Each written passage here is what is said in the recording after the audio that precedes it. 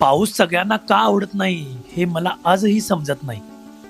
लहानपणी मलाही पाऊस फार आवडायचा नाही, पण जसं जसं आयुष्य समजायला लागलं तसं तसं पाऊसही समजायला लागला.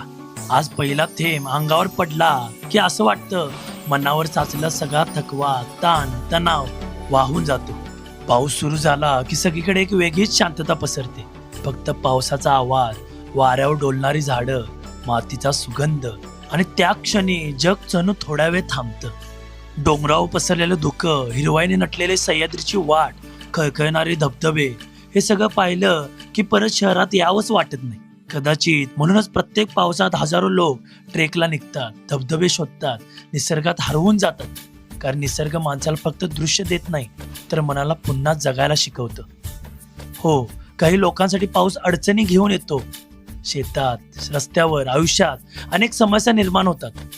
त्या आभाळात जमा झालेले ढग बघून असं वाटतं की ते जणू आपल्याला थांबायला सांगतात. आपण मनामध्ये जे विचाराचं, टेन्शनचं ओझं घेऊन फिरतो ना, अगदी तसेच हे ढगही पाण्याचे थेंब घेऊन फिरत असतात.